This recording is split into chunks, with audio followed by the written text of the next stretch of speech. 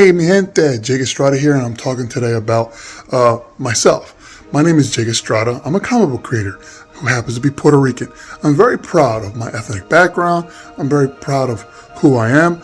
I've created tons of Puerto Rican inspired characters such as Bocas, which is my main one, who's going to be celebrating 20 years of being published, which I self-published myself originally, and I've had newspaper acclaim when I first published the very first paper when I lived out in Philadelphia and New Jersey. I sold hundreds of thousands of comics. He's appeared in thousands and thousands of issues at this point, and publications such as Space Coast Comics. He's been in a theatrical film that I directed myself, which was on Amazon Prime. It streamed. It was in film festivals. It was in a lot of different places, and many eyes have fallen on Bocas. People know about it, love him or hate him, whatever the case is. A Puerto Rican character that I created, which was based off of urban boogeyman as El Cuco. There's other things like El Maestro that I created. That's Puerto Rican, which was inspired by Pedro Albizu Campos. I made a Pedro Albizu Campos, autobiography about him, which talked about him. I had a comic about Taínos. Even my character, Screw Phillips, has a background being Puerto Rican as well. The name may not sound Puerto Rican or Hispanic in sound, but all my characters are literally Hispanic origin. Very proud of my ethnic background, and it talks about the very basis of what we're hearing right now in the news, where that one comedian ended up saying that the Puerto Rico was an island of garbage. This is kind of stuff that people have been talking about Puerto Ricans for decades since I was a kid. This is not something new. This is not something, that just came out of the air. This is what people have been saying, and this guy just verbally said it for the first time in a public forum like that, and has everybody in an uproar. But it's nothing new, not for me at least. When I was growing up in Philadelphia as a kid, our family, dealt with people firebombing the house. They've murdered relatives of mine, all because they were Puerto Rican. So this is nothing new. This is something that has infected part of Americana. And this is up north, like I said, in a city like Philadelphia, the city of brotherly love. This happened when I was a kid.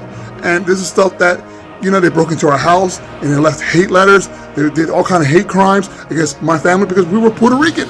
So, this is not shocking, that somebody's going to verbalize and say that, and then suddenly people say, oh, it was a great time, or no, we renounce what the person said. He should have never said it in the beginning with, but it was said, and that's what's been going on.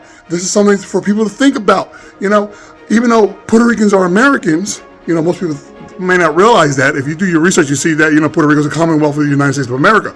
But with that being said, my father used to tell me stories. When he was born, he wasn't a U.S. citizen, a proper U.S. citizen. It wasn't until 1952. My dad was born in 1938. He grew up. He was a little teenager, and he came to the U.S. in 1952 when they finally allowed Puerto Ricans to come in mass droves. The Puerto Ricans were coming since after the Spanish-American War, even before that. But they finally made them U.S. citizens with the treaty. And with that said, my father came from Puerto Rico as a kid. They flew him from Puerto Rico to New York City, and he worked in a factory. Think about that. 1952, working in a factory. He was a teenager. He dropped out of school, and he worked in a factory to support his family. And from working in the factory, he went into the farms in New Jersey. And then from New Jersey, he went into Philadelphia. So my thing is, the American dream. You come here, you hear about it, you live in those Spanish countries, which are really bad, terrible situations, and you're fighting for the American dream. I am a son of an immigrant. I am Puerto Rican. I identify, even though I was born in Philadelphia, I identify as Puerto Rican. And I'm proud of my culture, proud of my people. I'm proud of all Hispanics. I'm proud of everybody. A lot of times I preach that, there's no such thing as race, because there's really not anything, race is something that we as people have made up. However, that's a happy ending in my mind. That's what I would love for everybody to do. But I know in reality, we as people, we break each other down. Even if there was just one race, we will find flaws against each other and be like, I hate big-eared people. I hate big-nosed people. I hate people that are 7 feet tall. I would be a target, right? So with that being said, cultures and ethnic groups and everything exist because we as people, we want to be unique. We want to be different. We all have our own song. And then if you look up Puerto Ricans, by the way, Puerto Ricans are technically considered the perfect race. That means I'm perfect. I'm like Captain America, but more like Captain Puerto Rico. And sorry, somebody probably owns Captain Puerto Rico.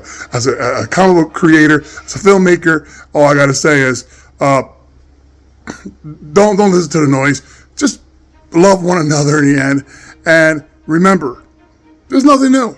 There's always going to be haters out there. There's always going to be people that are going to be hating. You just shut that down and you power on. And it's made me happy to see my fellow Hispanics, my fellow Puerto Rican brothers and sisters going out there and say, Puerto Rico's strong, because we are. We're strong people. And I love you out there, and I love everybody else. So remember, don't listen to the noise. Do you, and scream out loud, we can do this. All right, everybody. Peace. Much love. Jake Estrada.